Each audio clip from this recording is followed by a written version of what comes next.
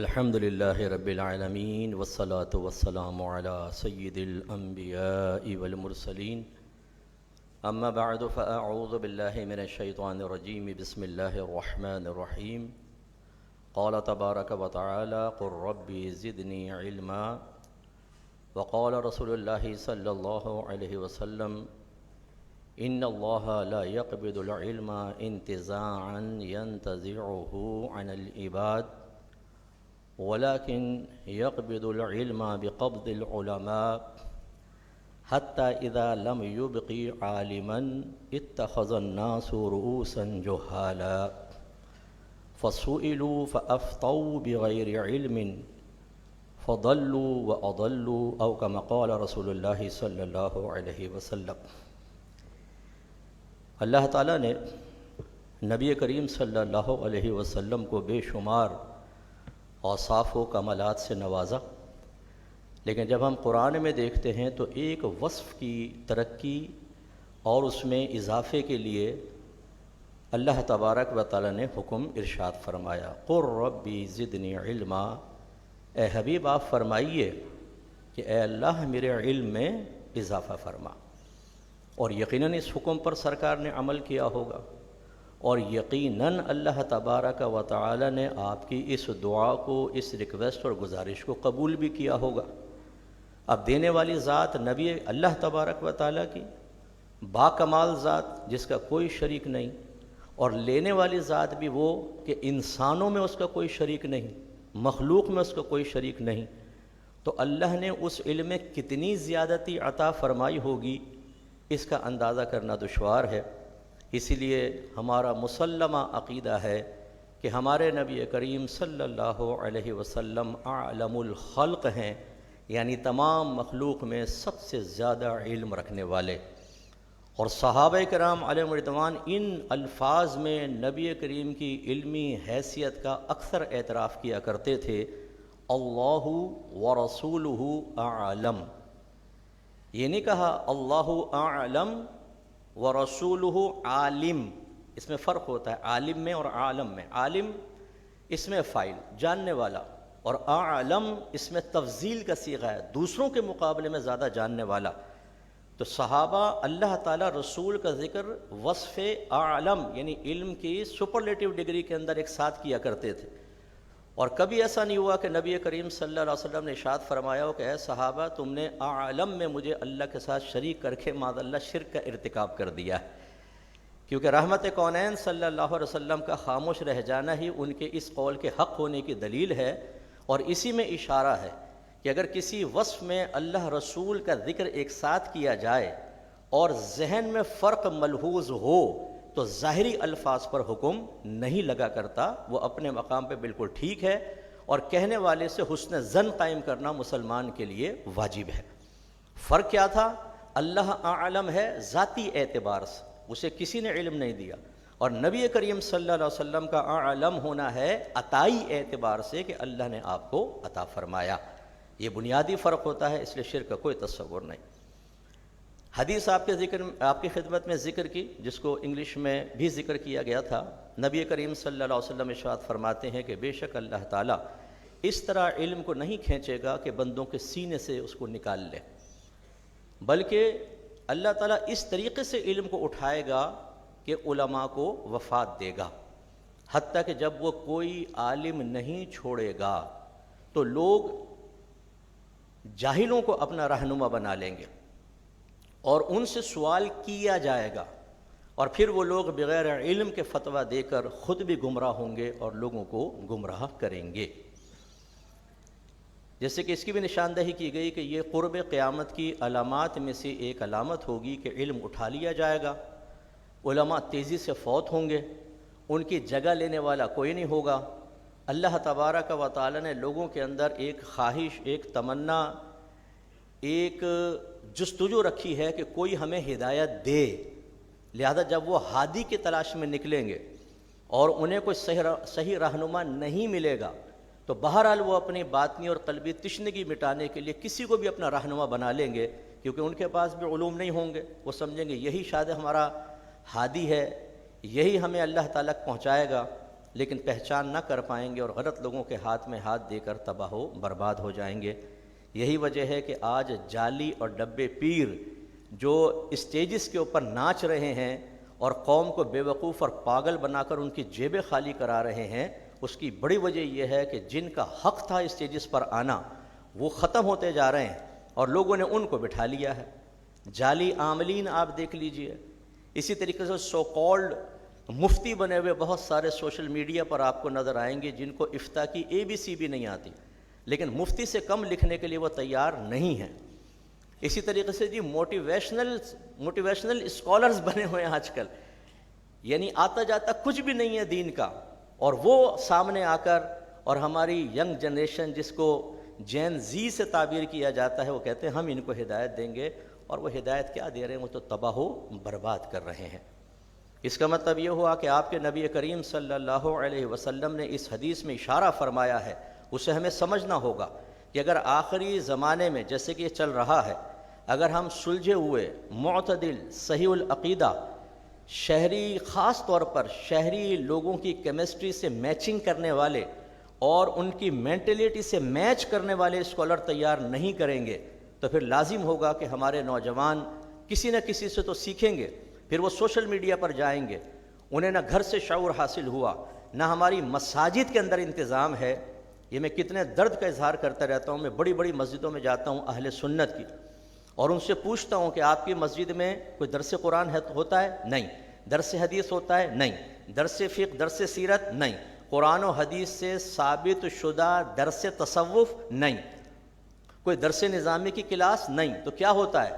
ہر مہینے ختم قادریہ ہوتی ہے، 11ویں ہوتی ہے، 12ویں ہوتی ہے، اور ہم سالانہ علماء کو بلاتے ہیں، ایک جلسہ کر لیتے ہیں، یا سالانہ نعت خوانی ہوتی ہے یا ماہانہ نعت خوانی ہوتی ہے۔ ان چیزوں کا انکار نہیں ہے، اگر اچھی نیت کے ساتھ ہو، خرافات سے خالی ہوں تو باعث برکت بھی ہیں، باعث بلندی درجات بھی ہیں۔ لیکن سوال یہ پیدا ہوتا ہے کہ اتنی بڑی بڑی مسجدیں جو پہلے ہمارے نبی کریم صلی اللہ علیہ وسلم کی تعلیم کے مطابق اگر دیکھا جائے تو زبردست قسم کی انسٹیٹیوشنز تھیں، وہ اکیڈمیز تھیں، وہ ادارے تھے، وہ آج ویران ہو گئے۔ اس لیے ہمارے بچے کو جب گھر سے شعور حاصل نہیں ہوتا، مسجد میں آتا ہے وہاں شعور حاصل نہیں ہوتا، اسکول، کالج، یونیورسٹی کے سلیبس تو آپ کے سامنے ہی ہیں کیا ہے، اور اس کے بعد جب وہ گیدرنگ میں بیٹھتا ہے تو اکثر اہل علم کی صحبت تو اس کو ملتی نہیں ہے۔ نتیجہ نکلتا ہے کہ پھر اس کے ذہن میں ایک چیز آ جاتی ہے کہ جو میری تشفی کر دے گا، جس کا بیان مجھے متاثر کر دے گا، جس کے بارے میں میرا دل مطمئن ہو جائے گا، بس وہ میرا رہنما ہے۔ لہذا سوشل میڈیا پہ ایک ہاتھ میں قرآن لے کر، ایک ہاتھ میں بخاری لے کر بیان کرنے والوں کو بس یہ مجھے سمجھ میں آ گیا، میرا دل اس سے مطمئن ہو گیا۔ بھئی آپ کے قلب کا کیا اعتبار؟ یہ بتائیے نا، آپ کا قلب کوئی اسٹینڈرڈ رکھتا ہے؟ کوئی شرعیہ اسٹینڈرڈ آپ کو حاصل ہے؟ کیا آپ کے پاس اتنا علم ہے کہ آپ سامنے والے کی دلیل کی قوت اور ضعف کو پہچان سکتے ہیں؟ نہیں۔ تو پھر صرف یہ کہ میرا دل مائل ہو گیا، میں سمجھ رہا ہوں یہ صحیح ہے، وہ گمراہی کو قبول کر رہے ہیں۔ اچھا، گمراہی قبول کرنے کے بعد بعض اوقات ایسا ہوتا ہے بچہ ڈاؤٹ فل رہتا ہے، یہ نہیں کہ 100% قبول کر لیتا۔ اب وہ جو ڈاؤٹس پیدا ہوئے کہ میں نے تو گھر میں کچھ اور سنا تھا، میں نے اپنے مسجد میں خطیب صاحب کے بیان سے کچھ اور سمجھا تھا، لیکن یہ تو بالکل الگ چیز نظر آ رہی ہے جو یہ قرآن و حدیث سے بیان کر رہا ہے، حالانکہ استدلال غلط ہوتا ہے۔ علامہ ابن سیرین رحمۃ اللہ علیہ، جو امام اعظم ابو حنیفہ رضی اللہ تعالی عنہ کے ہم عصر ہیں اور خوابوں کی تعبیر بیان کرنے میں انتہائی ماہر تھے، آپ بیٹھے ہوئے تھے، کچھ لوگ آئے کہ جی ہم آپ کے سامنے قرآن و حدیث پیش کرنا ہے، قرآن پیش کرنا چاہتے ہیں۔ فرمایا میں نہیں سنوں گا۔ انہوں نے کہا چند حدیثیں سن لیں۔ فرمایا میں نہیں سنوں گا، نکل جاؤ یہاں سے۔ چلے گئے تو شاگردوں نے کہا کہ حضور یہ قرآن حدیث سنا رہے تھے، سن لیتے۔ آپ نے فرمایا یہ قرآن و حدیث ہی بیان کرتے، لیکن قرآن کی تفسیر اور حدیث کی شرح وہ بیان کرتے جو غلط قسم کی تھی، یعنی بد مذہبیت کے ساتھ، اپنے نکالے ہوئے معانی کے ساتھ، تو مجھے گمان ہوا کہ ایسا نہ ہو کہ سن کر میں گمراہ ہو جاؤں۔ اتنا بڑا امام اور ان کو سننے کے لیے تیار نہیں۔ اب کیا ہوتا ہے کہ ہمارے نوجوان تذبذب کے عالم میں آتے ہیں، وہ آ کے اپنے ماں باپ سے سوال کرتے ہیں۔ ناراض مت ہوئیے گا جو مجھے ابھی انٹرنیشنل لیول پہ سن بھی رہے ہیں، ہمارا لائیو جا رہا ہے اور آپ سب بھی یہاں بہت سارے فادرز اور پردے میں مدرس تشریف فرما ہے۔ کیا ہمارے پاس دین کی وہ بیسکس ہیں کہ جب ایک بچہ تذبذب کے عالم میں آ کر ہم سے کویسچن کرتا ہے کہ مجھے بتائیے کہ ہم تو یہ کرتے رہے تھے اور وہ یہ کہہ رہا ہے یہ صحیح ہے غلط، تو ہم جواب میں کہتے ہیں بیٹا علماء سے معلوم کرو، ہمیں تو نہیں پتہ۔ اس کا مطلب ہے کہ آپ نے عمر کے اس اسٹیج تک پہنچنے تک علم دین بالکل نہیں سیکھا، آپ کو اپنے مذہب اور مسلک کے بارے میں کچھ بھی معلوم نہیں۔ آپ نے بچوں کی 60-70 سالہ فیوچر پلاننگ تو کر لی کہ یہ پیدا ہوا کیا بنے گا، کون سے اسکول میں پڑھائیں گے، ڈاکٹر کے لے جانا ہے، فلاں کرنا ہے، پھر کالج کون سا، پھر کون سی فیلڈ میں جائے گا، اس کے بعد جاب یا بزنس آپ نے کروا دیا، پھر شادی کر دی، بچے پیدا ہوئے، آپ نے کہا جی ماشاءاللہ سب بچوں کی شادی ہو گئی ہے، سب اپنے اپنے گھر میں سیٹل ہو گئے ہیں، ہم نے جو فیوچر پلاننگ کی تھی پوری ہو گئی۔ لیکن فیوچر تو موت بھی ہے، موت کا وقت بھی تو فیوچر میں ہے، قبر بھی تو فیوچر کے اندر ہے، میدان محشر میں اللہ تبارک و تعالیٰ کی بارگاہ میں حاضر ہو کر اپنے زندگی کا حساب و کتاب دینا، یہ بھی تو فیوچر کے اندر ہے، جنت یا دوزخ میں داخلہ یہ بھی تو فیوچر میں ہوگا۔ تو یہ کیسی ناقص فیوچر پلاننگ تھی کہ 60-70 سالہ زندگی کے لیے تو پورا آپ نے سوچا، لیکن جہاں بچے نے تنہا جا کر اللہ تعالیٰ کی بارگاہ میں اپنے اعمال، اپنی تھاٹس، اپنے عقائد، اپنی سوچ، اپنی فکر کا حساب دینا ہے، اس کے بارے میں آپ نے پرواہ نہیں کی اور بچوں کو تباہ کر دیا۔ لہذا ماں باپ کہتے ہیں بیٹا ہمیں تو معلوم نہیں۔ پھر وہ جاتا ہے مسجد کے امام صاحب کے پاس، امام صاحب آپ بتا دیں، وہ کہتے ہیں بیٹا ہمارے پاس ٹائم نہیں ہے، اور وہ غلط بھی نہیں کہتے، واقعی ہر شخص معاشی مسائل میں اتنا پھنسا ہوا ہے کہ ایک ایک نوجوان کو اگر بٹھا کر وہ سمجھانا شروع کر دے تو کتنوں کو سمجھائے گا۔ اگرچہ سمجھانا چاہیے، میں اس کا انکار نہیں کر رہا ہوں، لیکن ان کی بھی بعض اوقات مجبوری ہوتی ہے۔ پھر وہ تلاش کرتے ہیں کوئی اسکالر مل جائے۔ اب میں اکثر اپنے پروگرام میں لوگوں سے کہتا ہوں کہ آپ شرعی مسائل کے حل کے لیے علماء کی طرف رجوع کریں۔ پھر وہ ہم جیسے لوگوں کو میسیج کرتے ہیں، سینکڑوں میسیج بھرے پڑے ہیں، ہزاروں کی تعداد میں، اور یقینی سی بات ہے ہم سب کو جواب نہیں دے سکتے، تو وہ غصے میں آ کر کہتے ہیں کہ مفتی صاحب آپ ہی نے تو کہا تھا کہ علماء سے رجوع کریں، اور ہم رجوع کرتے ہیں تو آپ جواب نہیں دیتے۔ تو میں کہتا ہوں بھائی میں نے کہا تھا علماء سے رجوع کریں، علماء میرا نام نہیں ہے، اپنے اطراف کے علماء سے رجوع کریں نا بھائی۔ تو یہ ہوتا ہے بعض اوقات کہ وہ رجوع کرنے کی کوشش کرتے ہیں، اور یہ عجیب فطری ایک تقاضا ہو گیا ہے کہ آپ کی مسجد کے اگر امام و خطیب مفتی بھی ہوں اور زبردست اہل علم میں سے ہوں، بعض اوقات ان کے جواب سے سیٹسفیکشن نہیں ہوتی، جو میڈیا پر بیٹھا ہوا ہے اس کو سن کر کہتے ہیں جی یہ بس ہے، تو پھر لکھتے ہیں کہ جی ہمارا معیار تو آپ ہیں۔ او بھائی میں کہاں تک ہم جواب دیں؟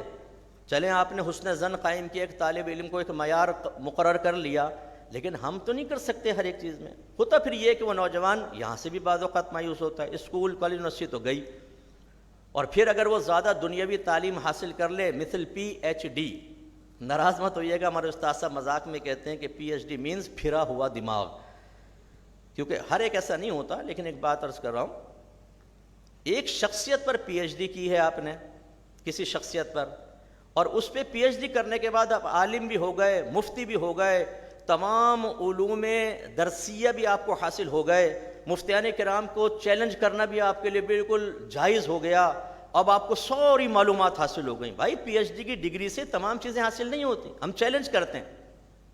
بہت سے پی ایچ ڈیز کو میں چیلنج کرتا ہوں کہ ہمارے آپ تیسرے چوتھے سال کے ایک طالب علم سے گفتگو کر کے دیکھ لیں، وہ آپ پر غالب آئے گا۔ اس لیے عجب و خود پسندی یا تکبر میں مبتلا ہو کر اہل علم کو طنزیہ نگاہوں سے دیکھنا، حقیرانہ طور پر ان کا ذکر کرنا، اور پی ایچ ڈی کی ڈگری پا کر اپنے آپ کو علماء کی ہدایت اور رہنمائی سے بالکل آزاد تصور کرنا، خود آپ کے لیے بہت خطرناک ہے۔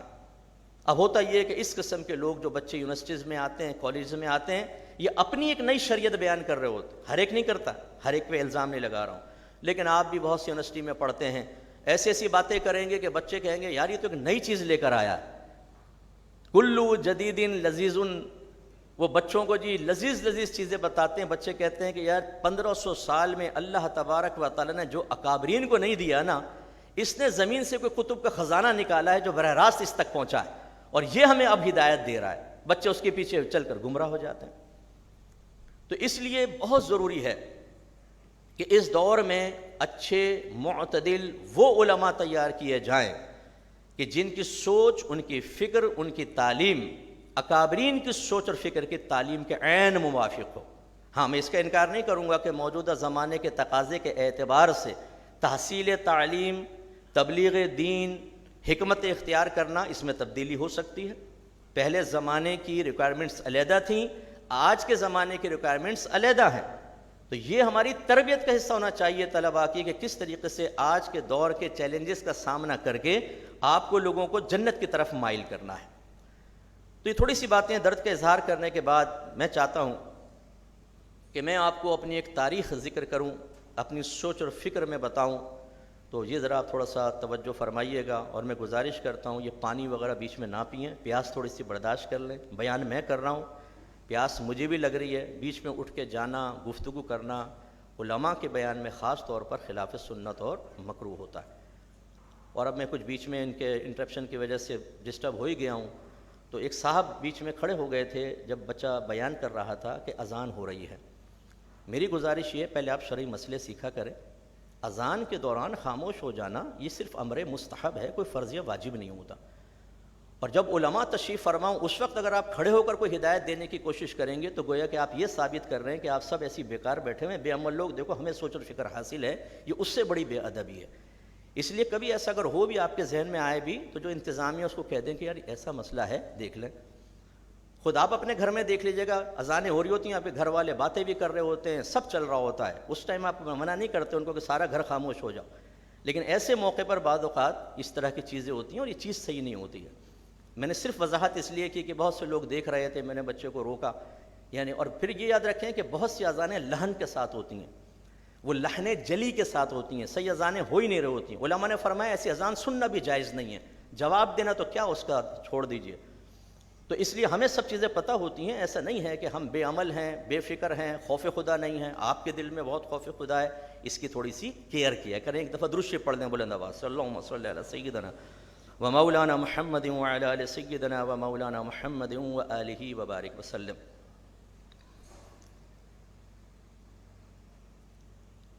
میں تھوڑی سی تاریخ یوں بیان کرنا چاہتا ہوں کہ میرے درس نظامی کا آغاز کیسے ہوا اور یہاں تک ہم جو پہنچے ہیں، اس میں ایک طویل سفر ہے۔ کیا سوچ، کیا فکر کار فرما تھی، اور اسی حدیث کے تناظر میں ہم نے اپنی سوچ اور فکر کو کیسا بنایا اور کیسے اپنی زندگی کو بالکل تبدیل کیا، وہ میں تھوڑا سا آپ کے ساتھ شیئر کرنا چاہتا ہوں۔ اس لیے نہیں کہ کوئی اپنے فضائل و مناقب خدا نخواستہ بیان کرنا مقصود ہیں، بلکہ یہ بھی ایک سوچ اور فکر میں آپ کو دینا چاہتا ہوں۔ اس وجہ سے میں چند باتیں ذکر کروں گا، انشاءاللہ جیسے ہی میرا ٹائم پورا ہوگا میں حضرت کے لیے مائک چھوڑ دوں گا، مجھے جو ٹائم دیا سٹاپ واچ میں نے لگائی ہوئی ہے۔ جب میں درس نظامی پڑھنے کے لیے گیا، اس کی بھی ایک پیچھے تاریخ ہے، پس منظر ہے، لیکن میں اس کو شارٹ کرتے ہوئے، تو جب میں نے لاہور میں پڑھنا شروع کیا تو میں اکثر چونکہ ایک خاص مقصد کے لیے لے کر گیا تھا کہ میں درس نظامی پڑھوں، عالم بنوں اور پھر لوگوں کو علم دین سکھاؤں، ان کو عالم بناؤں۔ اور شہری لوگوں کا علم دین سیکھنا انتہائی ضروری ہے، کیونکہ بسا اوقات جو پسماندہ علاقوں سے بچے آتے ہیں وہ بھی ہمارے سر کے تاج ہیں، انہی میں ہیرے نکلے ہیں، بڑے بڑے رہنما بنے ہیں۔ ان کی تحقیر، توہین یا ان کی اہمیت کی کمی بیان کرنا مقصود نہیں، لیکن میرا اکثر مشاہدہ یہ رہا کہ جو اس طرح کے بچے ہوتے ہیں وہ شہری لوگوں کی سوچ اور فکر کو سمجھ نہیں پاتے۔ جو نوجوان پڑھے لکھے یونیورسٹی کالج کے، ان کی اپنی ایک سوچ بن جاتی ہے، پتہ نہیں وہ اس طرح کے لوگوں سے زیادہ ملنا بھی پسند نہیں کرتے، بعض اوقات تو یہ صورتحال ہو جاتی ہے، حالانکہ ایسا نہیں ہونا چاہیے۔ تو بہرحال جب میں نے پڑھنا شروع کیا تو میں نے تھوڑا سے گہرے مشاہدات اپنے رکھے، اور پھر مجھے جو نتیجہ نکلا وہ یہ کہ جو بعض بچے ایسے تھے جو صرف معاشی مسائل کو حل کرنے کے لیے آئے تھے۔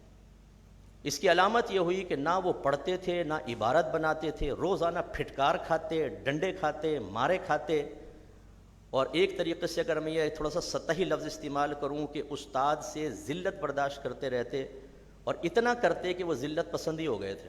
جب تک ڈانٹو نہیں، مارو نہیں، سبق تیار نہیں ہوتا تھا۔ ہم لوگ چونکہ پڑھنے گئے تھے، ہم چاہتے تھے کہ علم پڑھیں اور آ کر یہاں پڑھائیں، اس میں ہمیں ہوتی تھی بہت زیادہ کوفت، کیونکہ بعض اوقات ٹیچر سبق ہی بند کر دیتے تھے کہ جاؤ بھاگ جاؤ یہاں سے کہ تم سبق نہیں بنا کر لائے۔ اب جو محنت کر کے آیا اس کا ٹائم پورا نکل گیا۔ دوسری بات یہ کہ وہ بچے سبق صحیح طریقے سے نہ تیار کرتے تھے نہ یاد کرتے تھے۔ ہم نے محسوس کیا کہ اس کا مطلب ہے کہ یہ تو ٹائم ضائع کر رہے ہیں۔ اداروں کے اندر ایسا طالب علم جو لوگوں کی فنڈنگ کے غلط یوز کر رہا ہو، وہ اہل نہ ہو کہ وہ پڑھ کے ہی نہیں دیتا، تو اس کے لیے تو جائز بھی نہیں ہے دارالعلوم کے اندر رہنا اور کھانا پینا، لیکن وہ چل رہے ہیں صاحب. تو ہم نے مشاہدہ کیا، اچھا سٹی کے بچے تقریباً نہ ہونے کے برابر تھے، سب تقریباً پسماندہ علاقوں کے بچے دارالعلوم میں موجود تھے. دوسری بات یہ کہ میں نے جو مشاہدہ کیا ان میں بہت ہی کم پڑھے لکھے بچے تھے، زیادہ تر وہ تھے جن کو لکھنا بھی نہیں آتا تھا، انہوں نے آ کے لکھنا سیکھا. اچھا یہ بھی کوئی حقارت بیان کرنا مقصود نہیں، واللہ میں ایک آپ کو بتا رہا ہوں جو میرے مشاہدات تھے کہ میں نے اس سے کیا سوچ بنائی. پھر یہ دیکھا کہ وہ بچے تربیت قبول نہیں کرتے تھے بالکل. اب میں اس کی تفصیل میں نہیں جانا چاہتا، یعنی بعض تو یہ سمجھ لیں نماز تک نہیں پڑھتے تھے اور اخلاقی گندگیوں کے اندر مبتلا تھے، کیونکہ وہ گاؤں سے 5-10 کا گروپ آتا ہے نا، تو وہ اپنے گرائیں ہوتے ہیں، تو وہ بیٹھ کر پھر وہ الٹی سیدھی باتیں، اور پھر اس کے بعد جیسے تیسے وہ امتحان پاس کر کے اور ڈگری لے کر پھر وہ چلے جاتے تھے. تو یہ چیز ہم نے مشاہدہ کی. پھر میں نے یہ دیکھا کہ چونکہ وہ بچے زیادہ تیزی کے ساتھ نہیں پڑھ پاتے تھے، تو ٹیچر سبق بہت ہی تھوڑا تھوڑا پڑھاتے تھے، بہت ہی معمولی سے تھوڑا سا پڑھایا، بس استاد صاحب بس اچھا چلو جاؤ اسی کو یاد کر لو. آدھا پیریڈ ہوا، آدھے میں آپ نے اس سبق کی تکرار کرنی ہے، باہر نکل آئے.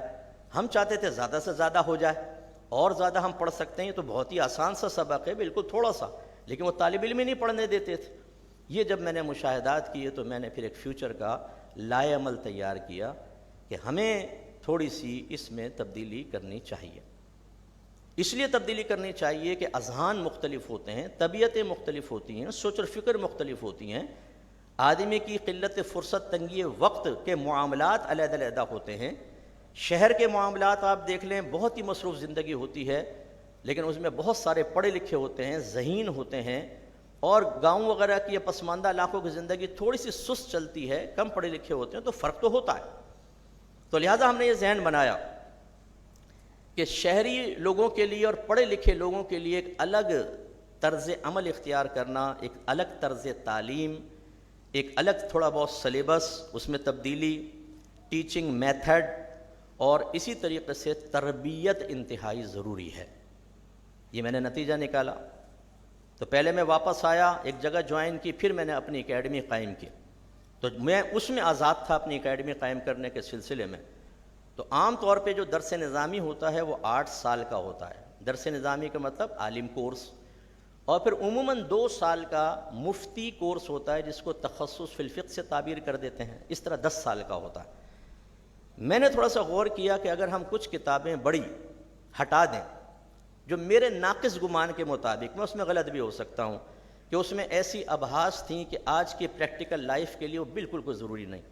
میں نے جو اپنے زمانے طالب علم میں بڑی وہ کتابیں پڑھیں اور ابحاث پڑھیں، اس عمر کے گزر جانے کے باوجود ایک مرتبہ بھی وہ ابحاث کبھی میری پریکٹیکل لائف میں استعمال کرنے کے لیے ضرورت محسوس نہیں ہوئی. ہم نے وہ بڑی کتابوں کو ہٹایا اور ایک معتد بہا مقدار تک کتابوں کو رکھا، یعنی سلیبس تھوڑا سا ہم نے شارٹ کر دیا. اور پھر ہمارے پاس چونکہ 99.99% سٹی کا بچہ آیا جو ویل ایجوکیٹڈ تھا، تو ہم نے اپنے اس درس نظامی پلس تخصص فی الفقہ کو 6 ایئرس کا کیا. 5 ایئرس میں عالم کورس اور 1 ایئر میں تخصص فی الفقہ، جس میں مجھ پہ بڑی تنقید ہوئی کہ آپ یہ کیا کر رہے ہیں، بچوں کو بیڑا غرق کر رہے ہیں، ایسے بچے تیار کر رہے ہیں. تو میں پھر دائرہ ادب میں رہ کر گزارش کرتا ہوں کہ جو بچے 10 سال میں تیار ہوئے ہیں وہ سامنے بٹھا لیں، جو میں نے 6 سال میں تیار کیے وہ بٹھا لیں، دیکھ لیتے ہیں، فیصلہ ہو جائے.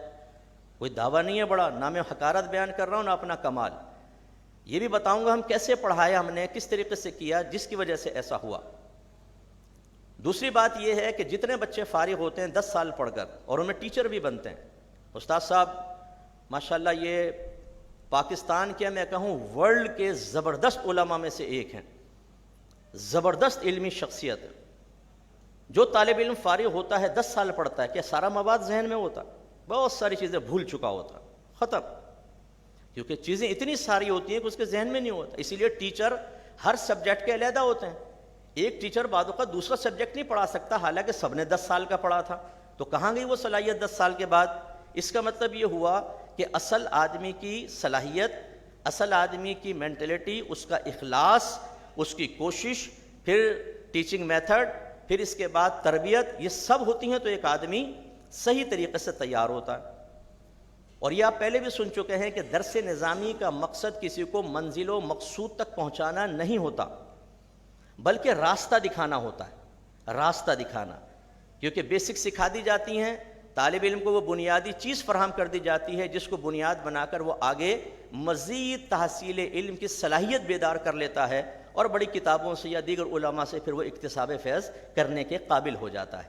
بس ہم نے اتنا کیا کہ ایک نوجوان 10 سال میں وہ راستہ دیکھ رہا تھا، ہم نے 6 سال میں راستہ دکھا دیا، اور باقی جس طریقے سے 10 سالہ بچہ محنت کر کے اپنے آپ کو امپروو کرتا ہے، ایسے 6 ایئرس کے بعد ہم نے کہا امپرومنٹ کرو، اور الحمدللہ اس کا نتیجہ بہت پیارا نکلا۔ آپ نے ابھی دعوت اسلامی کے ایک مبلغ کے انتقال کے بارے میں سنا ہوگا، مفتی آصف صاحب۔ یہ جب میں زمانہ طالب علمی میں تھا تو میں نے پڑھانا شروع کر دیا تھا، اس ساتھ ساتھ میں پڑھا بھی لیتا ہوں، اور میں نے ہر فن کی کتاب پڑھائی۔ یہ اس وقت میرے پاس پڑھنے کے لیے آیا، میں پیار سے اس کو پروفیسر کہتا تھا۔ اس کو پھر میں نے پڑھایا، پھر اس کو دیگر کتابیں پڑھانے کے لیے دیں، پھر میں نے اس کو کمپوزنگ سکھائی، یہ میری کتابیں کمپوز کرتا تھا، فارمیٹنگ کرتا تھا۔ پھر میں جب یہاں آیا تو میں نے فیضان مدینہ میں سب سے پہلے اپنی تعلیم کا یعنی ٹیچنگ کا آغاز کیا، تو میں نے ریکویسٹ کی کہ یہ ابھی طالب علم ہے لیکن اس کو بھی کتابیں دیں، تو یہ پڑھانا بھی شروع ہو گیا۔ پھر حالات ایسے ہوئے کہ اللہ تعالیٰ نے مجھے کسی اور جگہ خدمت کا موقع دیا، میں باہر ہوا اور یہ اندر رہا۔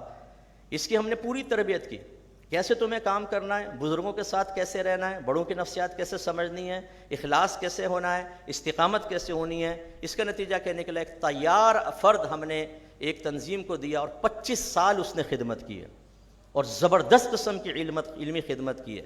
جب آپ آدمی کو تیار کرتے ہیں، جب محنت کرتے ہیں، تو اللہ تبارک و تعالیٰ پھر ایسے رزلٹ دکھاتا ہے۔ اور یہ ایک نہیں ہے، 53 اسٹوڈنٹ تھے میرے، جو ابھی بھی تمام کے تمام جامعات کے اندر اساتذہ ہیں۔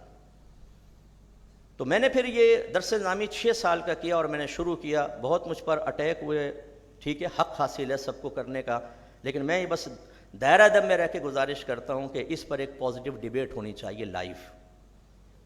انگریزوں نے بچوں کے اسکولنگ سسٹم کو چینج کیا، مونٹیسری لے کر آئے جی، پریپ 1 پریپ 2 پھر مونٹیسری اور کون سی KG اور فلانا۔ میں نے اپنے بچوں کو دیکھا کہ یہ 5 کلاس کے اندر تھے، جو انگلش پڑھتے تھے وہ ہم نے میٹرک کے اندر بھی نہیں پڑھی تھی، اتنی ہارڈ انگلش۔ انگریز نے کیسے ٹیچنگ میتھڈ چینج کر کے چھوٹے چھوٹے بچوں کے ذہن میں اتنی بڑی بڑی باتیں ڈال دیں۔ تو کیا مذہب اسلام کے ساتھ ایسا نہیں ہو سکتا کہ ہم اپنے جو علم دے رہے ہیں اس پہ تھوڑا ایک نظر ثانی کر لیں کہ ایسا تو نہیں بہت ہی سلو چلا رہے ہوں کہ شہر کا ایک بچہ آ کر اس سلو طرز تعلیم کو دیکھ کر اپنی فاسٹ زندگی کو ایڈجسٹ نہ کر پانے کی وجہ سے چھوڑ کے ہی بھاگ جائے۔ ایک بڑی شخصیت کا بیٹا میرے پاس آیا پڑھنے کے لیے، میں نام نہیں لیتا ہوں کہ آپ کہیں گے شاید کیش کر رہے ہیں۔ اس نے کہا 3 سال ہو گئے میں مختلف جگہ جاتا ہوں، جہاں میں جاتا ہوں پہلی بات تو یہ کہ ٹیچر میرے ادب میں کھڑا ہو کے مجھے اپنی جگہ بٹھا لیتا ہے، میرا ہاتھ چوم لیتا ہے، تو میں پڑھ ہی نہیں پا رہا ہوں، تو میں چاہ رہا ہوں آپ سے پڑھوں۔ میں نے کہا موسٹ ویلکم، لیکن میرے پاس اگر آ کے آپ پڑھیں گے تو ایک طالب علم کی حیثیت سے پڑھیں گے، یاد رکھیں آپ میرے شاگرد ہوں گے، میں آپ کا کوئی ادب اور احترام نہیں کروں گا۔ اگر آپ سبق تیار کر کے نہیں لائیں گے تو آپ کو میں سزا بھی دوں گا، اگر چھٹی کریں گے تو خدا حافظ کہہ کے بھگا دوں گا، اب پڑھنا ہے عاجزی کے ساتھ تو آئیں ورنہ جائیں۔ اس نے 3 مہینے میرے پاس پڑھا، صرف 3 مہینے، پھر کسی وجہ سے وہ نہ پڑھ سکا، لیکن اس کے خود الفاظ تھے کہ جو 3 مہینے میں مجھے حاصل ہوا وہ 3 سال میں بھی حاصل نہیں ہوا۔ تو ہم نے پھر بس یہ کیا کہ ہم نے بچوں کو قریب کیا، اور سب سے پہلی چیز ہم نے سلیبس میں مثبت تبدیلی کی، لیکن اس طرح نہیں کہ بچے میں کمی آئے۔ اسی وجہ سے ہمارے اکیڈمی کے بچے تنظیم المدارس کے تحت بورڈ کے ایگزام دیتے ہیں۔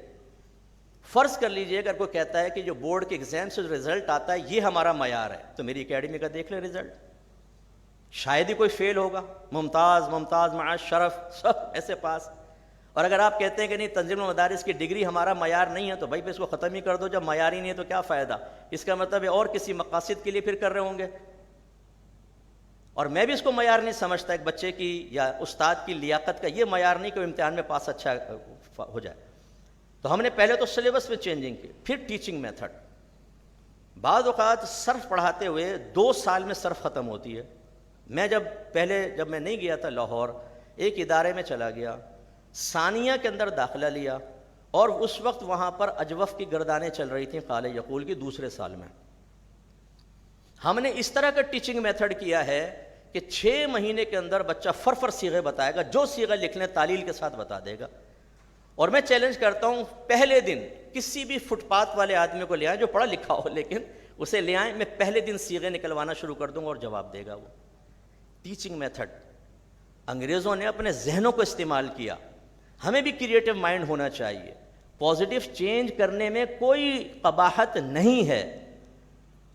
ہمارے بچے تیزی کے ساتھ علم دین سیکھیں, اپنی تربیت کریں, مضبوط بنیں, اور کم وقت میں علم حاصل کر کے لوگوں تک علم اگر پہنچانے کی صلاحیت حاصل کر لیتے ہیں تو چاہے 10 سال کریں چاہے 6 سال, یہ برابر ہے. بلکہ بہتر ہے کہ زندگی کے 4 سال بچے. یہ جتنے بڑے بڑے ماشاءاللہ یہ بچے بیٹھے ہیں, اپنے ادارے چلا رہے ہیں, بہترین خدمت کر رہے ہیں. سوشل میڈیا پہ بہت سارے چہرے آپ دیکھتے ہوں گے, سب یہ 6 سال کے پڑھے ہوئے ہیں ماشاءاللہ, اور بہترین عبارت, بہترین فقہ, بہترین. ایک مفتی صاحب تھے, وہ میرے ایک شاگرد کے بارے میں مجھے انہوں نے کہا کہ مفتی صاحب آپ کا وہ شاگرد فقہ میں اتنا ماشاءاللہ اچھا ہے کہ مجھے جب کوئی مسئلہ ہوتا ہے تو کتابیں دیکھنے کے بجائے میں اس سے رجوع کر لیتا ہوں. یہ ان کی عاجزی ہے, ان کی عاجزی. میں اس سے رجوع کر لیتا ہوں, جب وہ جواب دیتا ہے تو مجھے کتابیں دیکھنے کی ضرورت نہیں ہوتی, اتنا مجھے اس پر اعتماد اور اعتقاد ہے. تو ہم نے پڑھانا شروع کیا احسن طریقے سے. جب آپ طالب علم کی ذہنی سطح پر اتر کر آسان الفاظ میں بوجھ بنائے بغیر حتی الامکان کلاس میں ہی علم ان کے ذہن میں اتار دیتے ہیں اور پریکٹس کرتے ہیں تو سامنے والا بوجھ محسوس نہیں کرتا, خوش دلی سے پڑھتا ہے. اور ماشاءاللہ پھر دوسرا ہمارے ایک ذہن میں, ہم آپ کو بھی یہ کہیں گے, آپ بھی انشاءاللہ تسلیم کریں گے کہ ہمیں کوالٹی پر بھروسہ کرنا چاہیے, یا وہ ہمارے پیش نظر ہو, کوانٹٹی نہ ہو. بعض کہتے ہیں جی فلاں لوگوں کے دیکھیں دور حدیث میں 2500 طالب علم. میں کہتا ہوں 2500 کو سامنے بٹھا لیں, ہم 2.5 افراد اپنے سامنے بٹھا لیتے ہیں, گفتگو کر کے دیکھ لیں. اتنے سارے نوجوان, لیکن اگر صلاحیت بیدار نہ ہو تو کیا. تو اس لیے جو ہمارے سامنے طالب علم ہوتا ہے, پھر تعلیم, تربیت, کیونکہ میرا ذہن ایسا ہے کہ میرے سامنے ایک بچہ بیٹھے تو وہ ایک اچھا باپ بھی ہونا چاہیے, ایک اچھا شوہر ہونا چاہیے, ایک اچھا مسلمان ہونا چاہیے, ایک اچھا دوست ہونا چاہیے, سرکار کا باعمل متقی ایک امتی ہونا چاہیے, وہ بہترین مدرس ہو, وہ بہترین لیڈر ہو. اب میں اس میں کامیاب ہوتا ہوں نہیں ہوتا ہوں, یہ سب بچے بیٹھے, میں تربیت پہ بہت توجہ کرتا ہوں.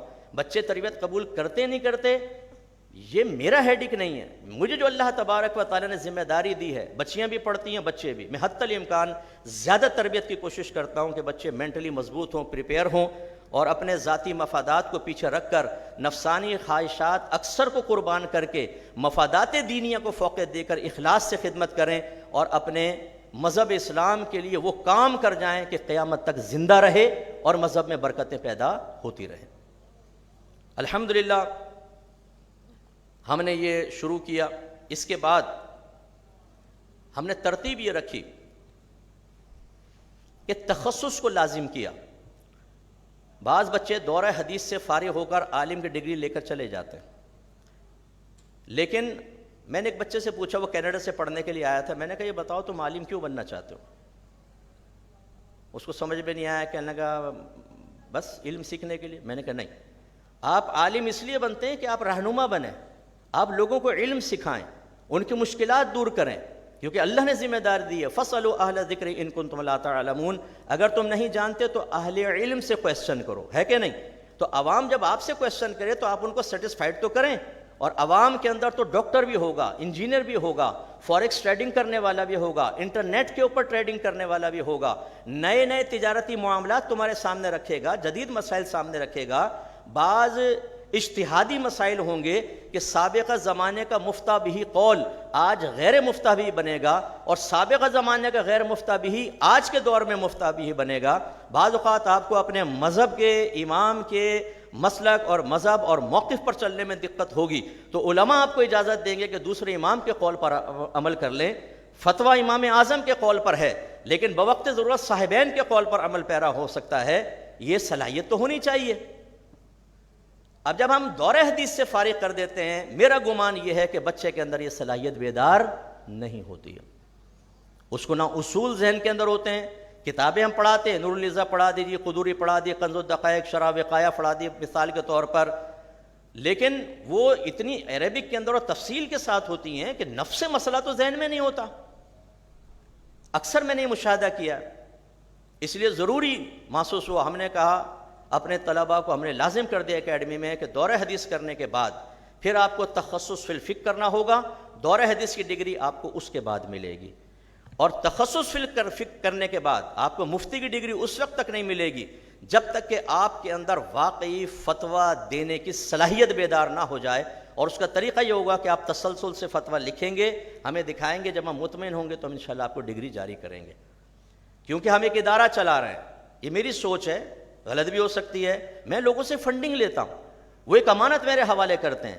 وہ کہتے ہیں کہ مفتی صاحب ہمیں ایسا فرد تیار کر کے دیں جو معاشرے میں انقلاب پیدا کرے، لوگوں کو کم از کم دین سکھانے کے تو قابل ہو، اور میں ایسا نکما لڑکا لا کر معاشرے کے اندر کھڑا کر دوں کہ اپنی ضرورت کے مسائل اسے نہ پتہ ہوں، وہ اپنی بیوی کو کپڑے پاک کرنے کے طریقے نہ بتاتا ہو، خود اس کو نہ پتہ ہو کہ کپڑے کیسے پاک کرنے ہیں، کارپیٹ پاک ناپاک ہو جائے تو کیسے کرنا ہے، صوفہ ناپاک ہو جائے تو پاک کیسے کرنا ہے.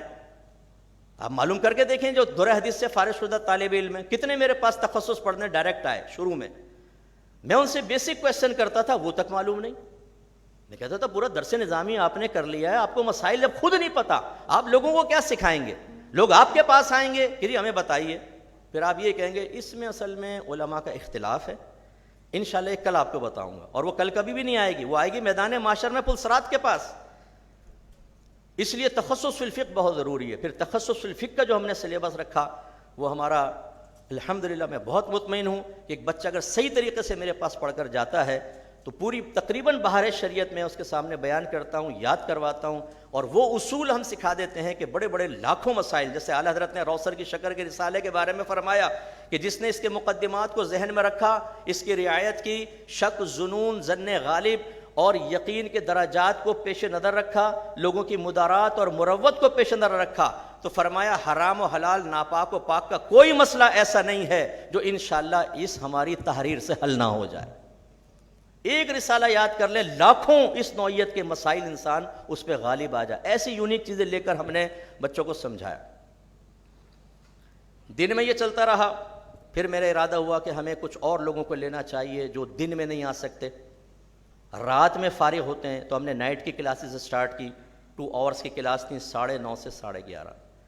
پہلی 6 سال پہ مجھ پہ اٹیک ہوا، اس پر اور ہوا کہ تم نے اور بیڑا غرق کر دیا، 2 سال میں کیا درس نظامی کرواؤ گے. میں ہاتھ جوڑ کر ایسے لوگوں سے گزارش کرتا ہوں، خدا را مجھ پہ تنقید کرنے کے بجائے ایک دفعہ بیٹھ جائیں، بریفنگ لے لیں، گفتگو کرتے ہیں، جو میری کمی نظر آئے وہ بتائیے. اور اسی طرح ہمارا ٹیچنگ میتھڈ آ کر دیکھ لیں، ہو سکتا ہے ہم 2 سال کے اندر بھی یا 2 گھنٹے کے اندر بھی بہت اچھا پڑھا سکتے ہوں.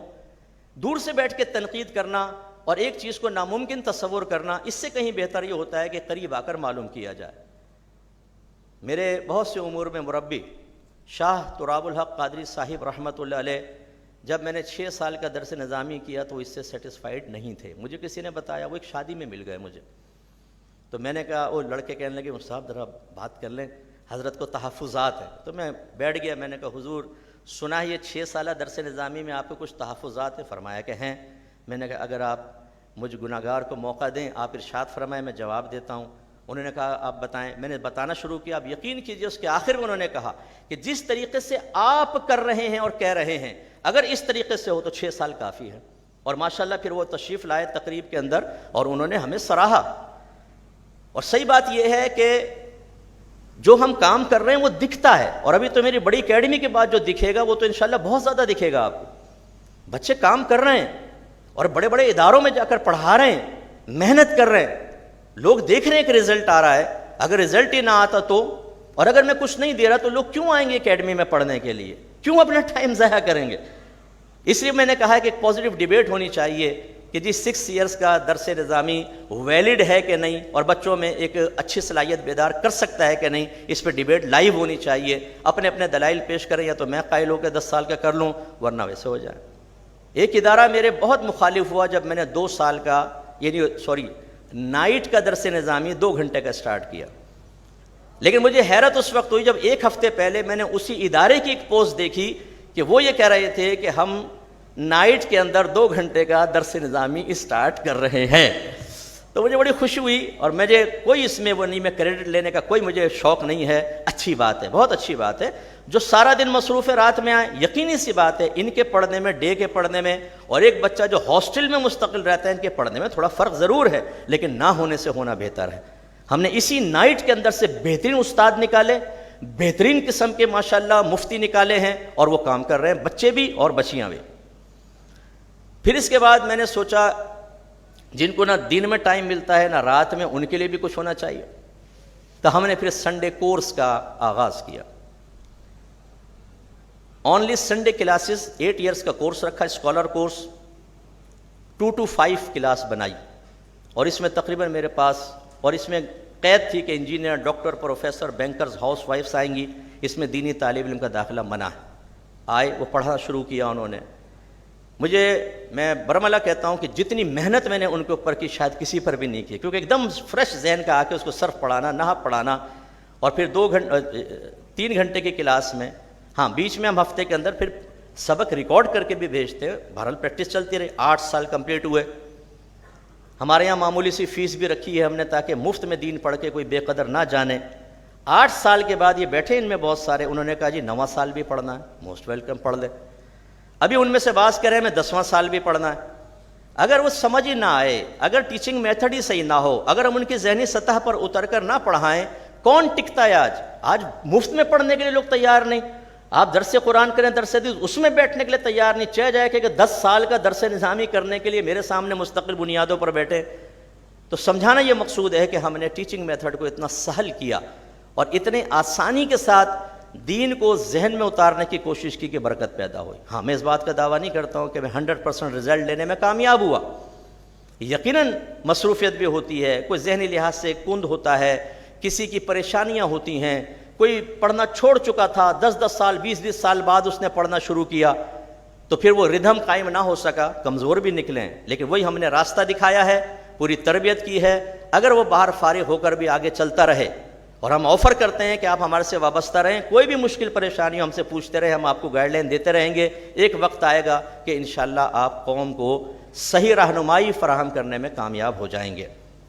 پھر ہم نے آن لائن کورسز کا آغاز کیا.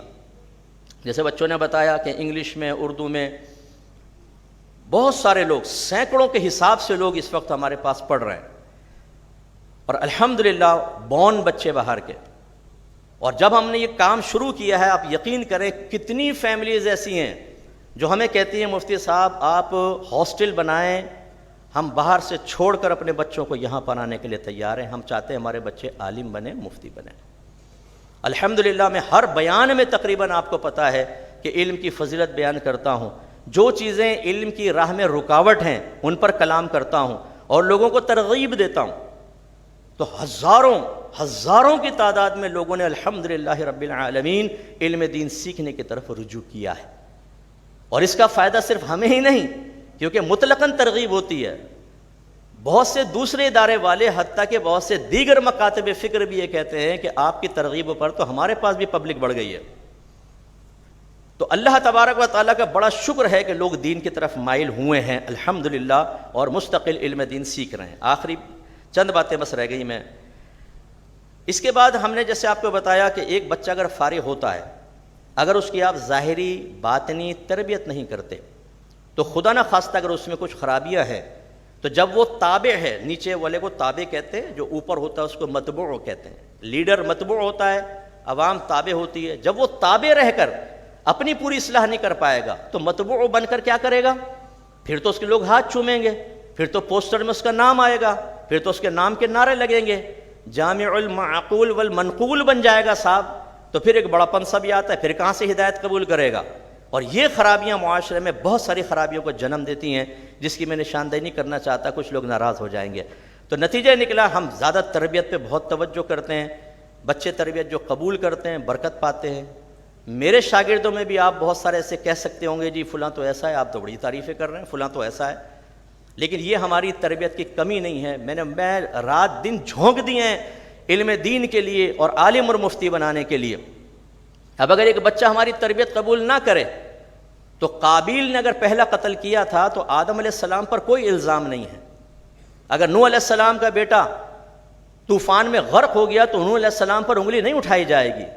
اگر لوط علیہ السلام کی زوجہ منافقین کے ساتھ مل گئی تھی اور انہی کی تائید میں وہاں رک کر عذاب کا شکار ہوئی تھی تو لوط علیہ السلام پر الزام نہیں لگایا جا سکتا. ہم پوری محنت کرتے ہیں اور جو بچے ہماری تربیت قبول کرتے ہیں ماشاءاللہ اللہ اتنی برکت دیتا ہے کہ وہ آگے ایک بڑا کام کر رہے ہوتے ہیں. بس میں 2-3 اور نقطے عرض کر کے ختم کروں گا، پھر میں حضرت کو تکلیف دوں گا. اور میں بڑی معذرت بھی چاہتا ہوں کہ ویسے تو حضرت کا پرمغز بیان ہمیں سننا چاہیے تھا، لیکن تھوڑی سی بات بس. ہم نے جب کام شروع کیا ماشاءاللہ لوگ آئے. اب جیسے سنڈے کورس سٹارٹ ہوا ہمارا، پوری کلاسیں پیک ہو گئیں. اب اتوار کو ہمیں شارٹ کورسز کروانے ہیں، دیگر معاملات، تو جگہ ہی نہیں ہے. ایک بڑی جگہ کی بہت زیادہ ہمیں اشد ضرورت رہی.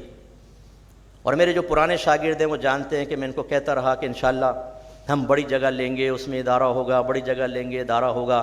تو بعض نے تو کہا کہ یہ صرف خواب سناتا ہے اور چسنیاں ہی پلاتا رہتا ہے، پتہ نہیں کب ہوگا کب نہیں ہوگا. لیکن یہ بھی میری عادت جانتے ہیں. اللہ تعالیٰ مجھے عجب و خود پسندی سے بچائے.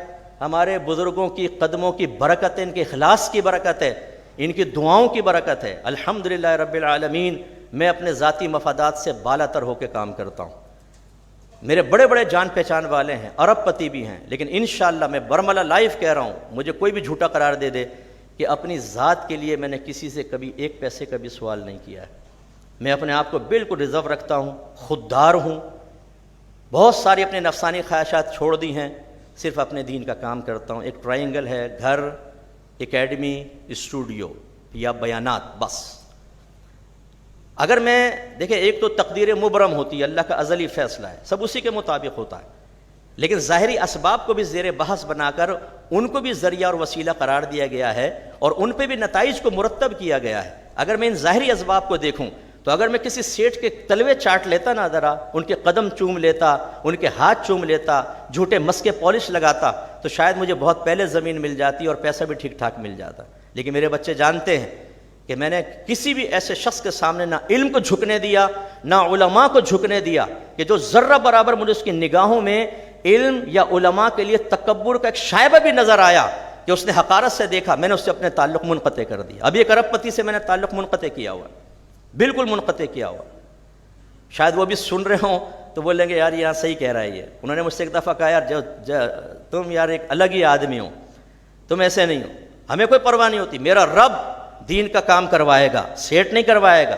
ہاں جو مدد کرتے ہیں میں ان کی تعظیم کرتا ہوں، میں سیٹ کو کوئی حقیر نہیں سمجھتا. لیکن جب وہ عاجزی کے ساتھ آئے تو یہ جب ہم نے چیز تھی تو میں انتظار کرتا رہا. اللہ تعالیٰ نے دیکھیں وسائل بنائے، ہم نے جگہ لی. آج ہمارا گرے اسٹرکچر تعمیر ہو چکا ہے، تقریباً 1000 گز کورڈ ایریا ہے، بیسمنٹ اور گراؤنڈ +5 یعنی 7000 گز جگہ ہے ہمارے پاس. اس میں بے شمار کمرے ہیں اور اس کے بعد انشاءاللہ جو اب کام ہونے والا ہے فیوچر کی پلاننگ میں انشاءاللہ کبھی آپ کی خدمت میں ذکر کروں گا، وہ ایک بہت بڑا کام ہونے والا ہے. پھر اسی کے ساتھ اسی سائز کا ایک پلاٹ تھا، وہ الحمدللہ ہم نے پرچیز کیا اور ہمارا ارادہ یہ ہے کہ آگے اسکول سسٹم قائم کیا جائے گا. آپ کہیں گے مفتی صاحب کون سا کمال کر رہے ہیں، اسکول تو ہزاروں چل رہے ہیں. لیکن میرے اسکول میں اور دیگر اسکولوں میں تھوڑا سا فرق ہوگا انشاءاللہ. میں کوئی بزنس پوائنٹ آف ویو سے نہیں کروں گا، میں صرف انہی بچوں کو داخلہ دوں گا اور ہائی اسٹینڈرڈ کی اس میں تعلیم ہوگی انشاءاللہ جن کے پیرنٹس یہ کہیں گے کہ ہم اپنے بچے اور بچی کو آگے اسکالر بنانا چاہتے ہیں. انشاءاللہ آپ دیکھیے وہ بچے 10 تک ہمارے پاس 6 سے 10 تک پہلے پڑھیں گے، بلکہ یوں کہہ لیجئے کہ آپ A لیولز تک پڑھیں گے. اور اس میں ابتدا کے اندر ہم ان کو لینگویج سکھائیں گے اور اونلی جو ان کی گفتگو ہوگی وہ انگلش اور عربک میں ہوگی. اور اس کے بعد پھر میری تربیت کا حصہ، اس کے بعد انشاءاللہ وہ درس نظامی کی طرف آئیں گے. پھر جس فیلڈ کی طرف وہ جانا چاہتے ہیں ہم اس کو منزل و مقصود تک پہنچائیں گے. اس کے لیے ہمیں کچھ بھی کرنا پڑے، کتنی ہی مالی مدد فراہم کرنا پڑے، اس طرح فرد تیار ہوگا. فرد کی تیاری پر محنت کرنا بہت ضروری ہے. آخری بات عرض کرتا ہوں، آپ سب ماشاءاللہ اہل سنت سے تعلق رکھتے ہیں. مجھے ایک اہل سنت میں ایک خاتون لیڈر کا نام بتائیں، ہاتھ اٹھائیے گا. ہے کوئی خاتون لیڈر؟ اور جس کا میں کہنا چاہتا ہوں ان کا نام نہیں لے سکتا میں یہاں پر. لاکھوں عورتوں کی برین واشنگ کر کے انہوں نے تباہ و برباد کر دیا. لیکن ہم لوگ اتنے ٹھنڈے بیٹھے ہوئے ہیں کہ عورتوں میں کیا ضرورت ہے کہ لیڈر بنائیں، کہ عورتیں ان کو مرجع بنا لیں، وہ عورتوں کی ذہن سازی کریں، ان کو عقائد کے لحاظ سے مضبوط کریں، انہیں تبلیغ دین کے اندر استعمال کریں، اپنے پیچھے لے کے چلیں. نہیں، بیکار ہے عورتوں کے اندر کام کرنا، بالکل غلط. میں ہر جگہ عورتوں کے درمیان نہیں پہنچ سکتا. ہمیں ایسی بچیاں تیار کرنی ہے جن میں لیڈرشپ کی صلاحیت ہو، اور وہ عورتوں کو اپنے گرد جمع کر کے انتہائی معتدل طریقے سے اور وہی اپنے ذاتی مفادات کو قربان کر کے دین کی ترقی کے لیے کام کرے. انشاءاللہ پورے ورلڈ سے عورتیں ان کے پیچھے آئیں گی. اسی طریقے سے اللہ حضرت کو درازی عمر بالخیر عطا فرمائے، بولیے آمین. یہ اتنا قیمتی سرمایہ ہے کہ کچھ انتہا نہیں. میں منہ پہ تعریف کرتا نہیں ہوں، آپ بھی مجھے معاف کر دیجیے گا حضرت. انتہائی قیمتی سرمایہ. ابھی میرے استاد محترم مفتی الیاس رضوی اشرفی رحمت اللہ علیہ انتقال کر گئے. اللہ ان کو جنت الفردوس میں اعلیٰ مقام عطا فرمائے. بڑے بڑے علماء جا رہے ہیں، ان کی جگہ لینے والا کون ہے؟ بڑے بڑے چلے گئے، بڑے بڑے لیڈر چلے گئے، کس نے جگہ لی ان کی؟ کتنی بڑی خلا پیدا ہو گئی. اور ابھی جو کام کر رہے ہیں ہمارے اکابرین، آپ دیکھیں عمر کے اس سٹیج میں ہے کہ نبی کریم صلی اللہ علیہ وسلم نے اپنی امت کی جو اوسط عمر ذکر کی تھی کہ 60 سے 70 سال کے درمیان ہوگی، وہ 70 کو بھی کراس کر گئے. ان کے بعد کون لیڈ کرے گا؟ گورنمنٹ لیول پر جا کر کون گفتگو کرے گا؟ کون اہل سنت کا مقدمہ گورنمنٹ لیول پر لڑنے کی صلاحیت رکھتا ہے؟ ہم تیار کر رہے ہیں فردی اعتبار سے. ہاں، ہم فرد تیار کر رہے ہیں، 200 250 500. اس کے بعد کہتے ہیں جاؤ کام کرو. اس فرد کو اس لیے تیار نہیں کر رہے کہ تم ایک بڑے لیڈر بنو، یہ سٹیج بھی تمہیں کور کرنا ہے، یہ بھی کرنا ہے، یہ بھی کرنا ہے. یہ ہمارا گول ہے. اہل سنت اس گول کو اچیو کیے بغیر ترقی نہیں کر سکتا، تمہیں یہ کرنا ہے. نو. بعض ایسی تنظیمیں ہیں جن کی پالیسیز ایسی ہیں کہ بچے کھل کے کام ہی نہیں کر سکتے، وہ اپنے ٹیلنٹ دبائے بیٹھے ہوئے ہیں. جو آستانوں سے وابستہ ہو گئے، پیر صاحب نے کہہ دیا کہ اگر میرے صاحبزادے سے نیچے رہو گے تو کام کرتے رہو گے، اگر میرے صاحبزادے سے اوپر گئے تو پھر تمہیں باہر نکال دوں گا. ہمارے ایک استاد محترم کہہ رہے تھے، وہ UK کے اندر تھے، پیر صاحب کے ادارے کو جوائن کیا ہوا تھا، ان کا بیٹا خشخشی داڑھی والا تھا. تو کہتے ہیں میں نے بیان کیا تو میں نے داڑھی کے اوپر بیان کر دیا، اگلے ہی دن حضرت نے مجھے ادارے سے باہر نکال دیا. یہ حال ہے پیروں کا. تو جب بعض جگہ کام نہیں ہو رہا، لوگ ٹیلنٹ دبا کر بیٹھے ہیں. اور یہ میں پیغام دیتا ہوں، یاد رکھیں جتنی صلاحیتیں ہیں سنیت کے لیے اللہ نے آپ کو دی ہیں، کسی پیر کے لیے نہیں دی ہیں، تنظیم کے لیے نہیں دی ہیں. یعنی یہ ہم اگر کوئی تنظیم سے وابستہ ہوتے ہیں، آستانے سے وابستہ ہوتے ہیں، اداروں سے وابستہ ہوتے ہیں، آپ میری تائید، توثیق یا انکار کیجئے گا. کیوں ہوتے ہیں؟ آپ کسی اور مکتب فکر کے پاس جائیں گے؟ نہیں، آپ سنیت کے نام پر آتے ہیں. اور جب آپ سنیت کے نام پر آتے ہیں تو گویا کہ آپ یہ کہتے ہیں کہ میں سنیت اور اسلام کی ترویج و ترقی کے لیے پہلے اپنی صلاحیتوں کو تو پیدا کروں گا، پیدا شدہ کو نکھاروں گا اور پھر کام کروں گا. لیکن اگر وہی ادارہ، وہی کوئی شخصیت، وہی پیر صاحب آپ سے کہتا ہے کہ صلاحیتیں ابھر گئیں لیکن استعمال نہیں کر سکتے کیونکہ ہماری پالیسی ایسی ہے، تو آپ نے اس ادارے کے لیے، اس پیر کے لیے علم سیکھا تھا یا سنیت کے لیے سیکھا تھا؟ پھر یاد رکھیے ثم لتسألن یومئذ عن النعیم، پھر ضرور تم سے نعمتوں کے بارے میں پرسش ہوگی. ایک آدمی ویلاگ بنا سکتا ہے، انقلاب پیدا کر سکتا ہے، وہ تحریر کر سکتا ہے، وہ بیان کر سکتا ہے، وہ تربیت کر سکتا ہے، وہ لیڈرشپ کر سکتا ہے، وہ پیر بن کر لوگوں کو ہدایت دے سکتا ہے. لیکن آپ یہ کہتے ہیں چونکہ تم میرے آستانے سے وابستہ ہو کچھ بھی نہیں کرو گے، چونکہ تم تنظیم سے وابستہ ہو ہماری پالیسی ایسی کچھ بھی نہیں کرو گے. وہ اپنی صلاحیتیں دبا کر بیٹھا ہوتا ہے، اسی طرح مر جائے گا. حسرت انتہائی ہوگی اور ہو سکتا ہے اللہ تعالیٰ روز قیامت سوال کرے کہ پیر کے لیے علم حاصل کیا تھا، تنظیم کے لیے کیا تھا، آستانے کے لیے کیا تھا، ادارے کے لیے کیا تھا، یا میری اور اپنے حبیب کی رضا کے لیے کیا تھا؟ اگر کیا تھا تو استعمال کیوں نہیں کیا؟ اس لیے ہم تو اپنے بچوں کو کہتے ہیں بیٹا محنت کرو. ہم تو جیک لگاتے ہیں، اٹھو اوپر جاؤ. کس چیز کی مدد کی ضرورت ہے؟ فتویٰ لکھنا لکھو، کتابیں لکھنی لکھو، ہم تمہاری مدد کریں گے، کرو تاکہ ہمارے بچے اپر لیول پر آئیں. تو یہ بھی بہت ضروری ہے، اس پر توجہ رکھی جائے. اور بس ہمارا مستقبل کا، فیوچر کا ارادہ یہی ہے. 2 چیزیں آپ کو بتا رہا ہوں کہ ایک تو لیڈر تیار کرنا، یہ میری اولین خواہش ہے اور اولین ذمہ داری ہے. اسی لیے ہمارے ادارے میں نہ ناظرہ ہے اور نہ ہی حفظ ہے، صرف عالم مفتی. ماشاءاللہ ہمارے ہزاروں ادارے چلے رہے ہیں، اہل سنت کے بچے وہاں ناظرہ پڑھ رہے ہیں. ہم نے عالم اور مفتی تیار کرنا ہے اور ان میں لیڈرشپ کی صلاحیت بیدار کرنی ہے. میں نے جیسے آپ کو بتایا، میں جب بچیوں کو پڑھاتا ہوں ان کی ازدواجی زندگی کے بارے میں بھی کوشش کرتا ہوں کہ گائیڈ لائن دوں. ایک عالم گھر سے بیوی سے پٹ کے نکلے گا تو کیا بیچارہ باہر خاک کرے گا کام دین کا؟ اس لیے سمجھاتے ہیں گھر میں کیسا ماحول بنانا ہے، زوجہ اگر غیر عالم آئے تو تمہیں کیسے لے کے چلنا ہے، اگر دو سلطان راہی مصطفیٰ قریشی، ایک آپ کی ساس اور ایک آپ کی زوجہ آپس میں ٹکرا جائیں تو دونوں کے گنڈاسے ہاتھ سے لے کر صلح کیسے کرنی ہے، مینٹلی کیسے مضبوط بننا ہے، کیا کیا آزمائشیں آپ کے سامنے آ سکتی ہیں، کن کن چیلنجز کا آپ کو سامنا کرنا، یہ ہم سمجھاتے ہیں۔ اس سے ماشاءاللہ انشاءاللہ ایک وقت آئے گا کہ بہت سے لیڈر پیدا ہوں گے۔ میں بار بار یہ جملہ کہتا ہوں، آپ اسے میری عجب خود پسندی کہیں، آپ کہیں چھوٹا منہ بڑی بات، آپ کہیں مفتی صاحب بڑک مار رہے ہو، انشاءاللہ ایک وقت آنے والا ہے کہ جتنے بڑے لیول پر کام کر رہے ہوں گے انشاءاللہ اس میں 50 to 60% الفرقان اسکالرز اکیڈمی کے اسکالرز ہوں گے، آپ دیکھیے گا انشاءاللہ۔ اتنے ہم افراد تیار کر کے اپر لیول پر لانے کا ارادہ رکھتے ہیں، اور انشاءاللہ عنقریب میں آن لائن درس نظامی کا بھی آغاز کر رہا ہوں۔ یہ ابھی تک نہیں ہوا تھا انشاءاللہ، اور اس کی انیشیل کلاسز انشاءاللہ میں خود پڑھاؤں گا، اور اس میں آپ دیکھیں گے پورے ورلڈ سے کیسے انجینئر، ڈاکٹر، پروفیسرز، بڑی بڑی پوسٹ والے، وہ مجھے ریکویسٹیں بھیجی ہوئی ہیں اتنی ساری کہ مفتی صاحب آپ شروع کریں، ہم پڑھنا چاہتے ہیں۔ انشاءاللہ پھر دیکھیں معاشرے میں ایک کیسا بہت بڑا انقلاب پیدا ہوتا ہے۔ وآخر دعوانا ان الحمدللہ رب العالمین۔